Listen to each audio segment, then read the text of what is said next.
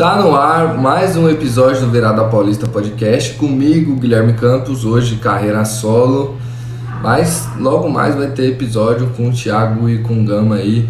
O Levi tá passando por alguns momentos conturbados lá no Canadá de muito trabalho, então ele tá com uma agenda muito lotada e tá vindo só eu. Antes de falar o tema de hoje, que vocês já leram na legenda, mas vai deixar um pouquinho de suspense, pedir para vocês se inscreverem no nosso canal, deixar o like, comentar o que você achou do vídeo, comentar alguma sugestão do que a gente pode melhorar, o que você acha que poderia estar melhor aqui no Virada, porque a gente ouve todo mundo. Críticas construtivas são sempre bem-vindas. Mas agora vamos falar do tema de hoje.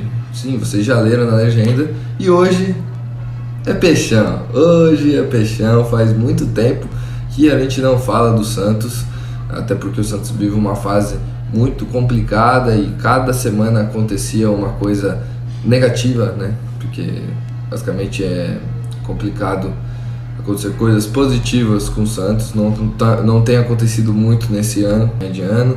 O Santos ficou um bom tempo aqui sem um programa específico, a gente comentou em programas divididos, mas a fase do peixão ela não ajudava também.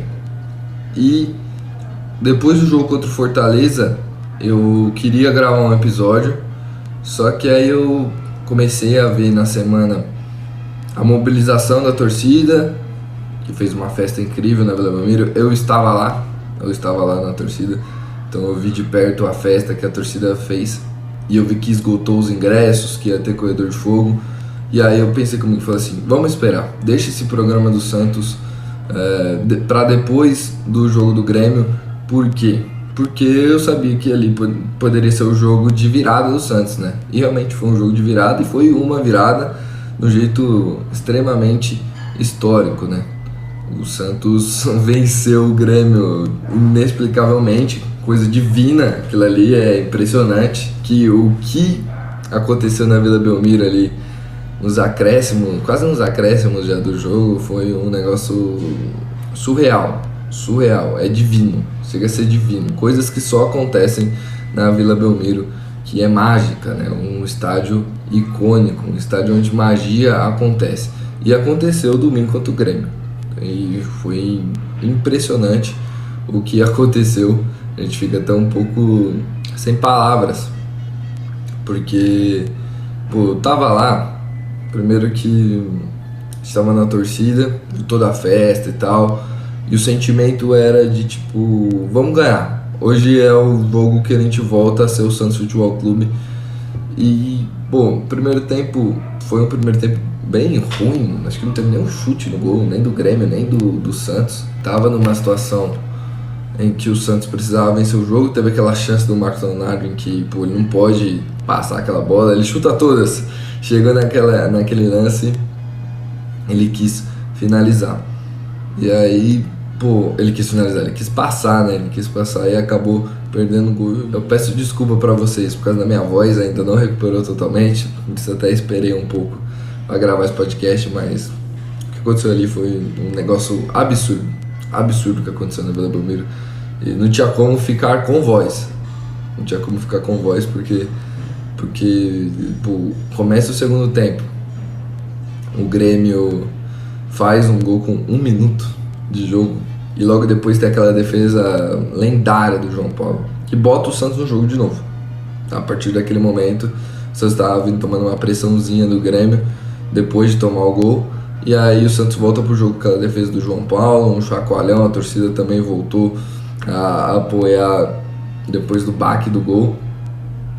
Então, foi ali que o Santos começou a construir a sua virada, o seu resultado.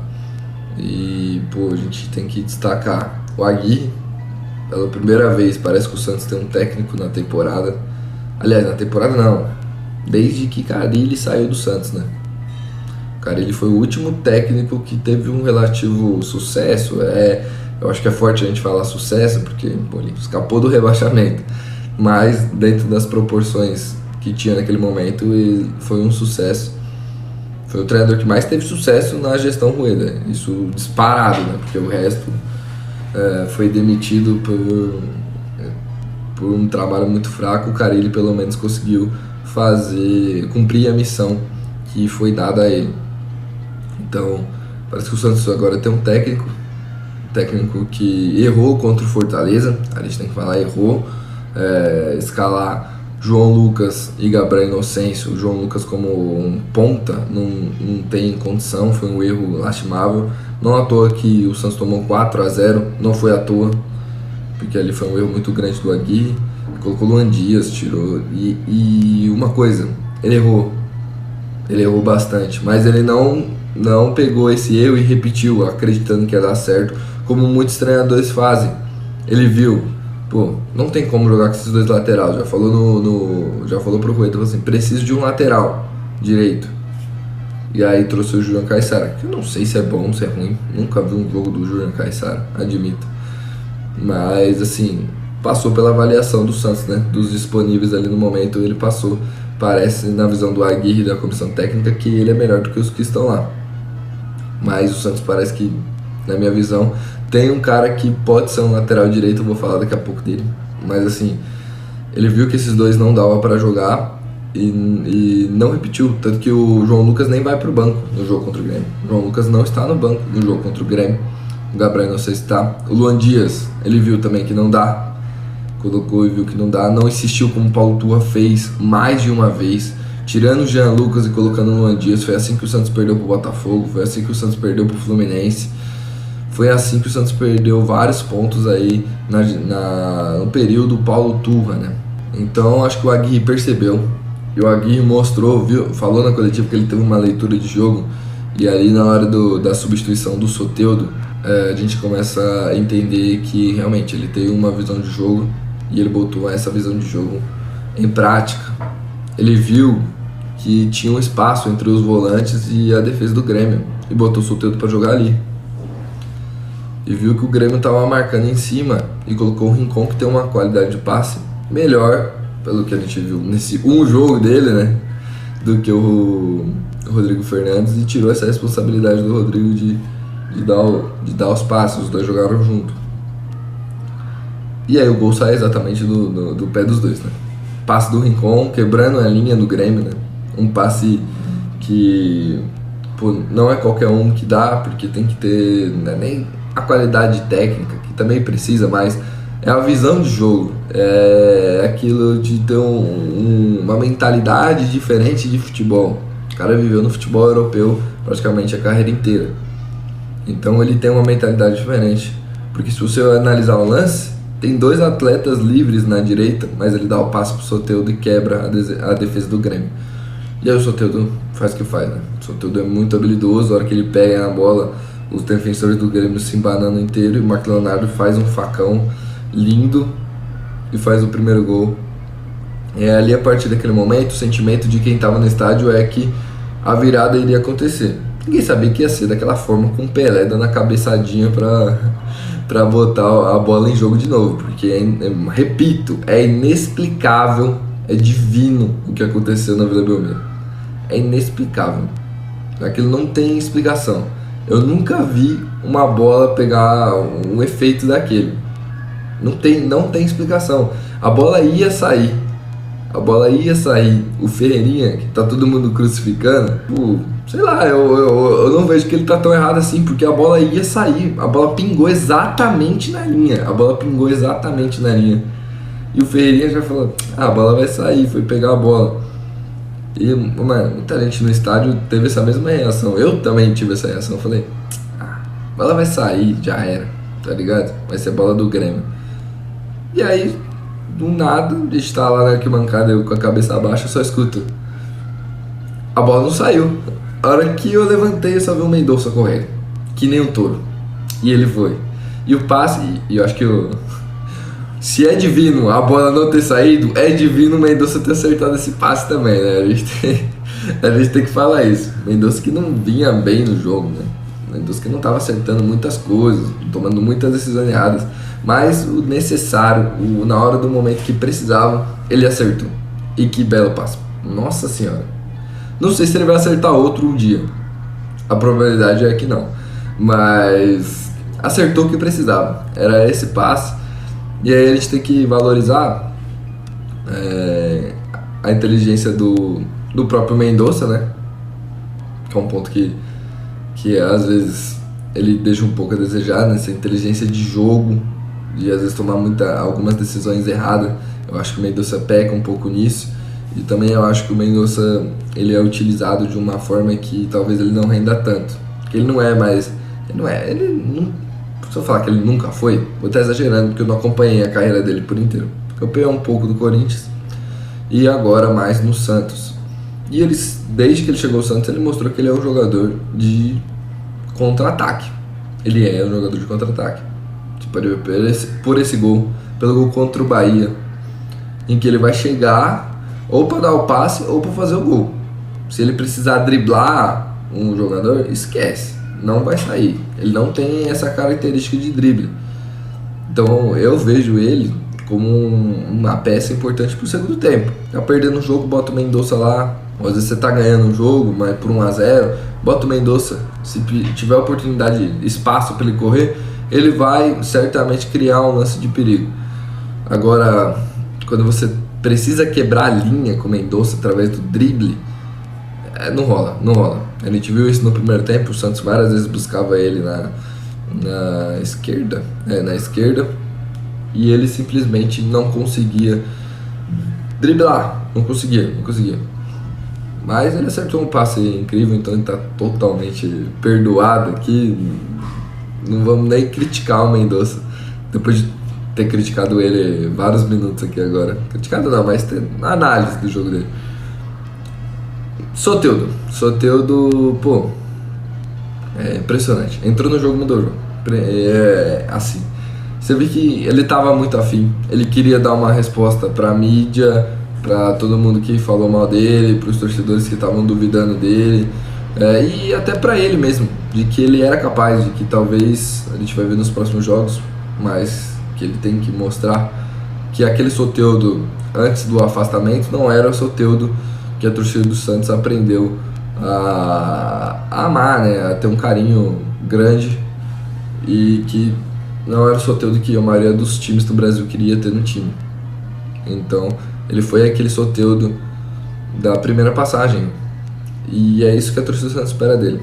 Craque do jogo, o cara jogou muito, quebrou essa linha do Grêmio, o Grêmio se perdeu totalmente, o jogo virou de ponta cabeça pro Grêmio a partir do momento que o Soteldo entrou. E assim, é mágico. O que ele fez foi mágico. E aí, por último, Júlio Furt, né?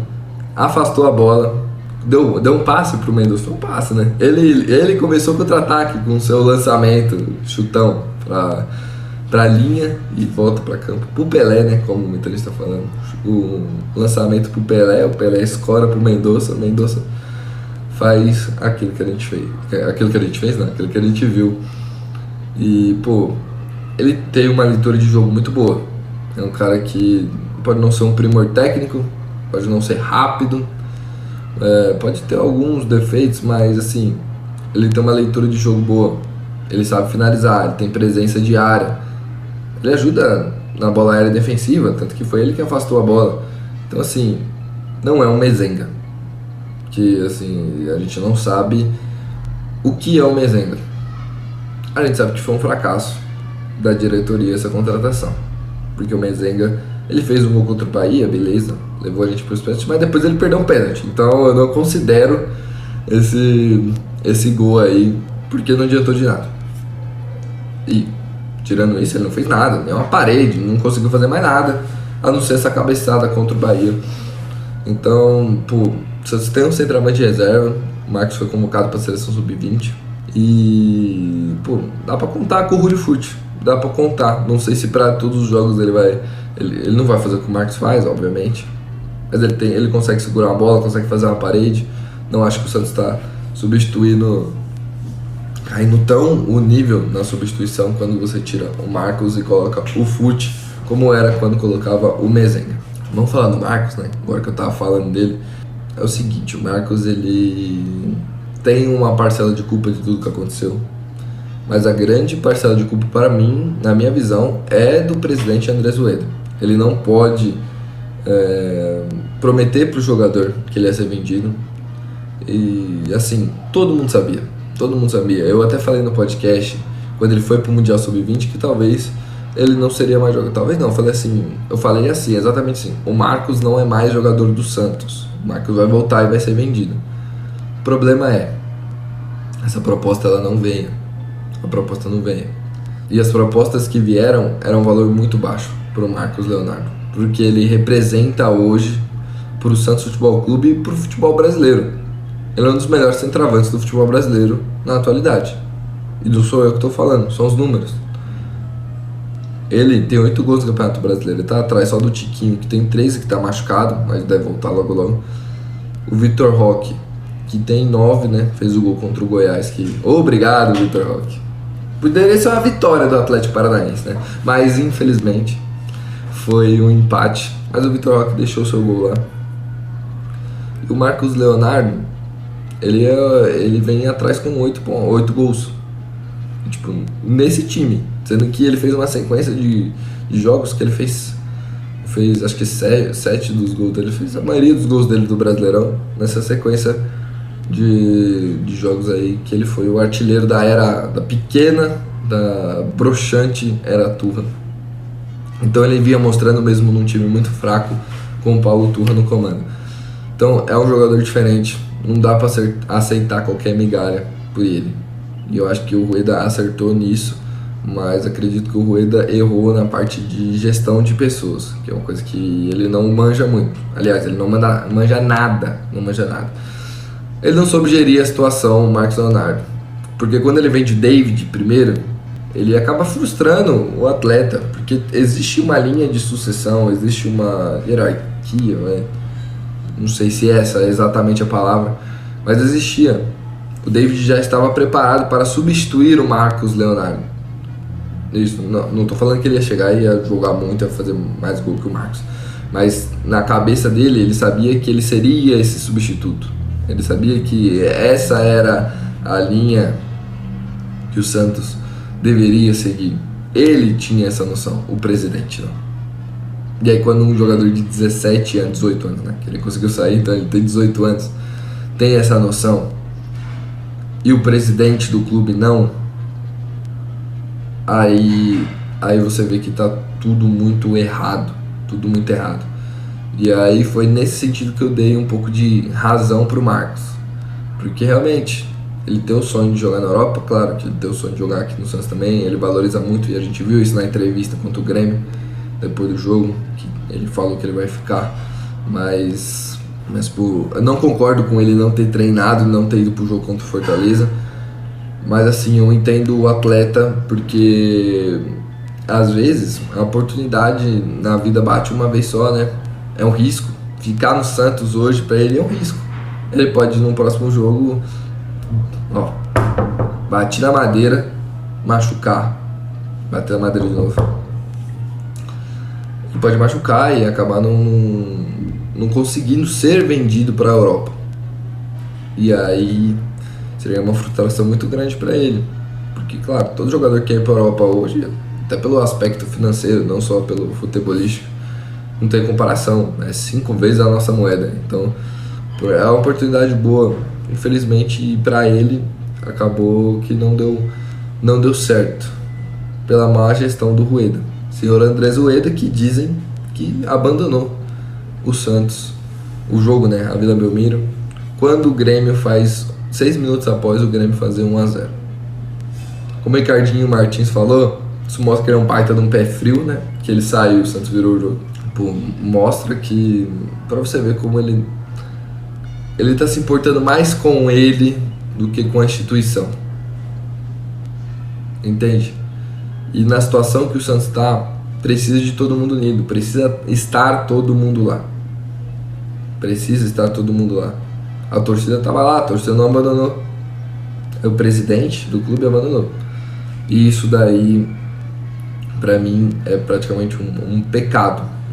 Você abandonar o time perdendo de 1-0, numa situação em que o time precisa do comando, precisa, mas parece que não tem. O time precisava de ter um presidente. Acho que o Alexandre Gala, ele vem para ser um elo de confiança desses jogadores.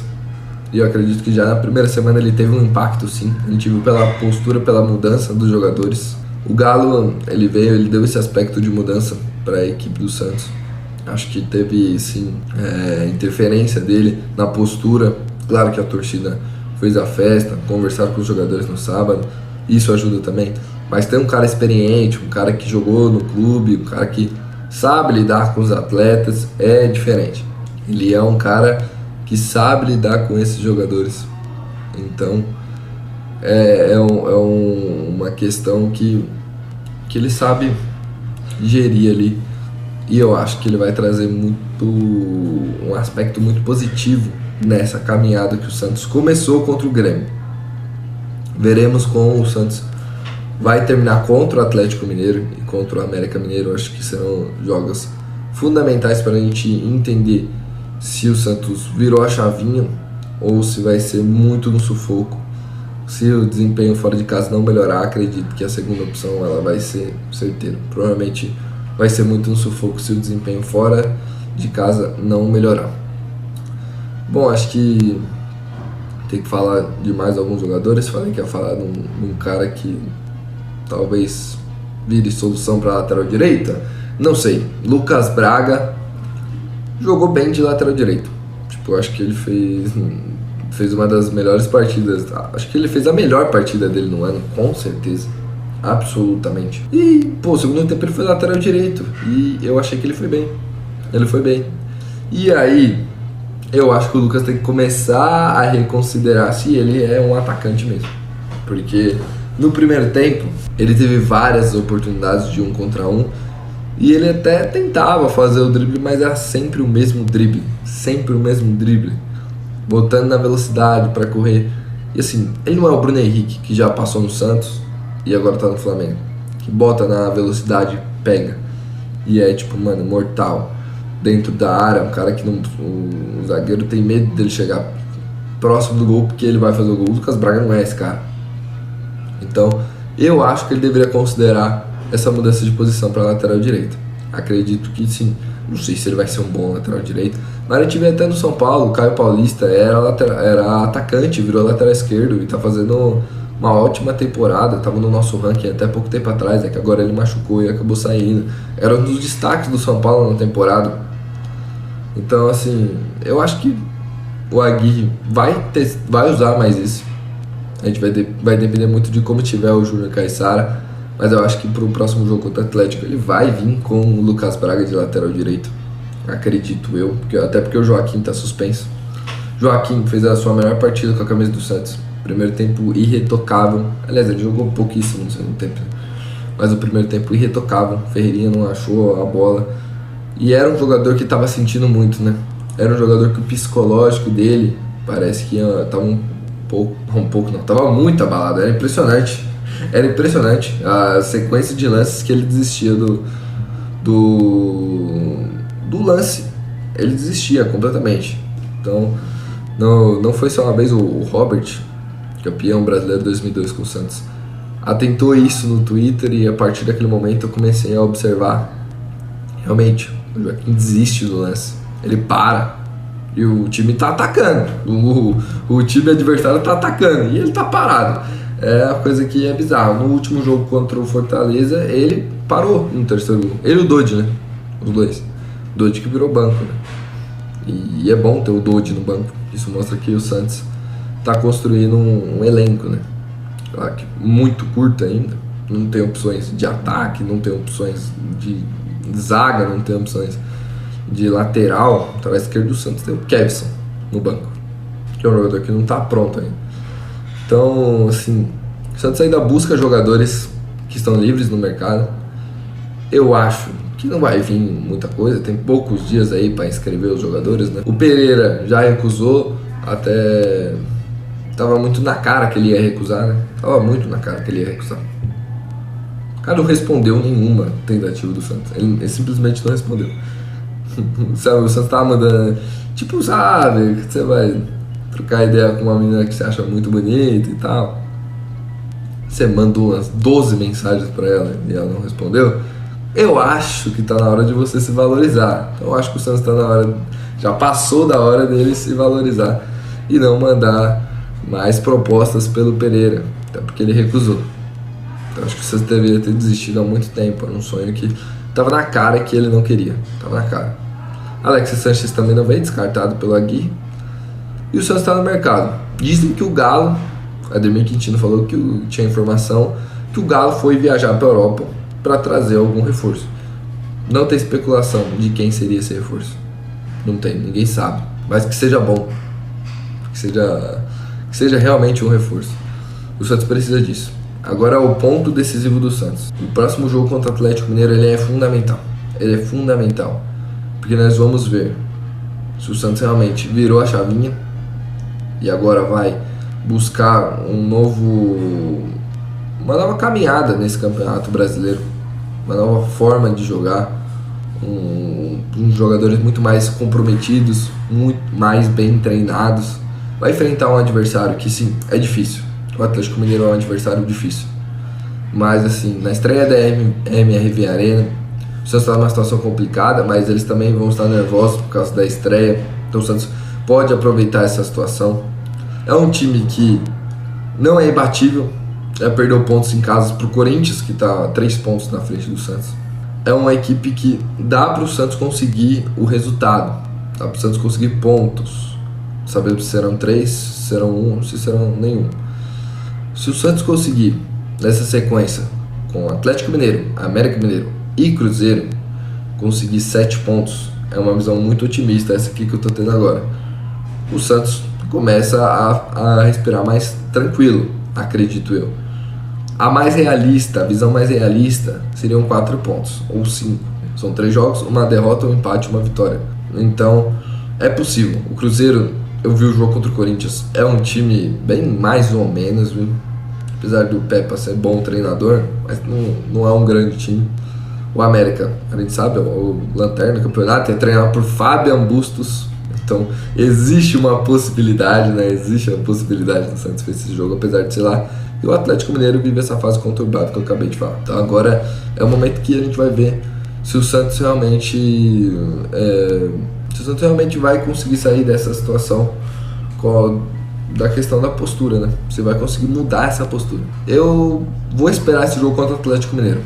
Vamos ver como é que o Santos vai se portar.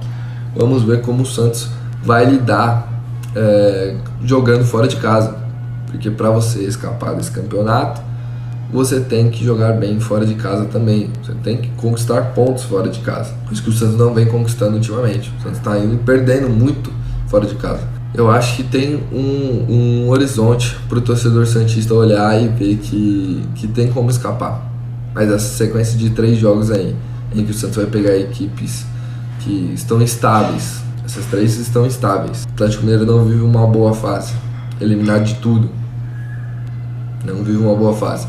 O América Mineiro é lanterna, acabei de falar. E o Cruzeiro também não vive uma melhor fase. O Cruzeiro pode entrar nesse campeonato do Santos, tem uma possibilidade, existe uma grande possibilidade. Então acho que eu falei tudo que eu precisava falar. O Santos vinha numa sequência muito ruim, parece que agora, acho que eu tomei a decisão certa de esperar um pouco para falar do Santos, porque senão, se depois daquele jogo contra o Fortaleza eu abro um podcast aqui, começo uma gravação para poder falar do Santos, provavelmente seria uma coisa bem mais irada do que está sendo agora.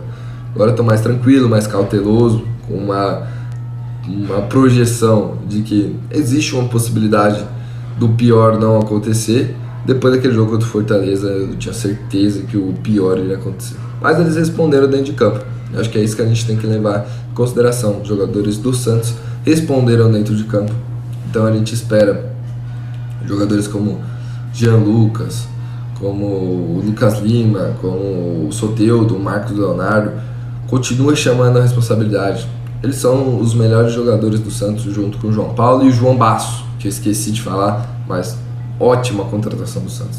Em 3 jogos ele já se mostrou que ele é, assim, um líder dentro de campo, um bom zagueiro. Ele foi um líder de desarmes no jogo contra o Grêmio. Teve aquele gol contra o Fortaleza, mas é um jogador que a gente tem que ficar de olho, que ele tem um espírito de capitão, ele fala bastante, ele orienta bastante os jogadores. Quem estava na Vila percebeu ele orientando bastante os jogadores da frente, os jogadores que estavam do lado dele, o Alex, que fez uma ótima partida também, orientou bastante o Alex. Ele comeu o toco do Rodrigo Fernandes, orientava ele toda hora. O Lucas Lima também foi orientado pelo Basso. Então, assim, é um jogador que parece que o Santos acertou, que o Santos pode contar. E o Santos precisava muito de um jogador assim, um jogador na zaga, um zagueiro, que o Santos pudesse contar. Porque o Joaquim me parece que não consegue ser esse zagueiro xerifão, o melhor zagueiro da dupla de zaga, e muito menos o Alex, e muito menos o Messias. Então, ótima contratação do Santos. Parece que nesses 3 jogos o Santos realmente achou um zagueiro, e uma das melhores contratações do Santos na temporada. E Jean Lucas, não preciso falar, o cara joga muita bola, o cara foi deslocado para a ponta esquerda e jogou muita bola. Então são esses jogadores que o Santos tem de melhor. O resto vai ter que estar comprometido com aliás, não que esses não vão ter que estar, mas o resto vai ter que estar comprometido demais com a parte tática, para minimizar muito os erros, para o Santos poder sair dessa. Bom, esse foi o episódio, espero que vocês tenham gostado. E se inscreve aqui no canal, deixa o like, comenta aí o que você achou. Você acha que o Santos vai sair dessa fase ruim? Deixa aqui nos comentários. E você tá no Spotify, segue a gente aí pra você acompanhar toda vez que aparecer. Ativa o sininho aí no Spotify, né? No YouTube também, pra você seguir toda vez, pra chegar o conteúdo pra você toda vez que sair. Ultimamente a gente não tem conseguido gravar tanto por questão de agenda, então as semanas estão um pouco complicadas, mas as coisas vão melhorar, o conteúdo vai voltar a fluir. E é isso. Espero que vocês tenham gostado. Tamo junto e falou.